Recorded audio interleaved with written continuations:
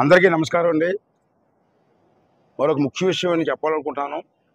అదేంటంటే పూర్వం పెద్దలు అమావాస్య అయిన తర్వాత రేపు నూకాలమ్మ గుడి సంబరాలు ఉన్నాయి.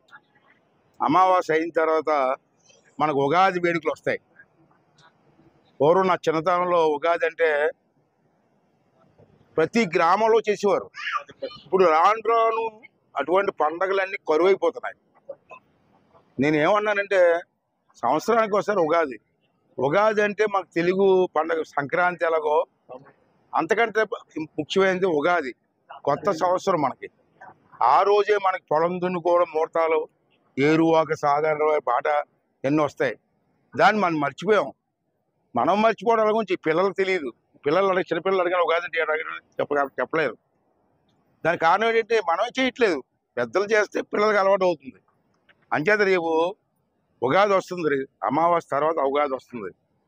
నేను మీ ఛానల్ ద్వారా రాష్ట్రంలో నేను స్పీకర్గా మాట్లాడుతున్నప్పుడు రాష్ట్రంలో ప్రజలందరినీ కోరేది ఏంటంటే మనకు సుమారు 14,000 పంచాయతీలు ఉన్నాయి సుమారుగా రాష్ట్రంలో.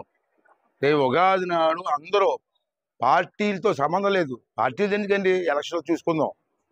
ఉట్టప్పుడు పార్టీలు వద్దు. ఉగాది నాడు మాత్రం అన్ని పార్టీల వారు కలిపి ఊళ్ళో టీచర్లు ఉంటారు, బ్రాహ్మిన్స్ ఉంటారు, పంతులు ఉంటారు, వేద పండితులు ఉంటారు.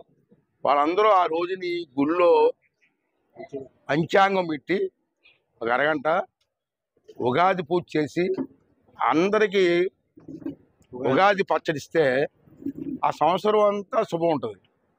కానీ చాలా ఊర్లో ఉగాది చేయట్లే. అది మళ్ళీ తెలుగు వాళ్ళం కాబట్టి ఉగాది మనకు చాలా ఇంపార్టెంట్ పండుగ కాబట్టి ప్రతి రాష్ట్రం అంతా చేయాలని కోరుకుంటాను యాజ్ ఎ స్పీకర్.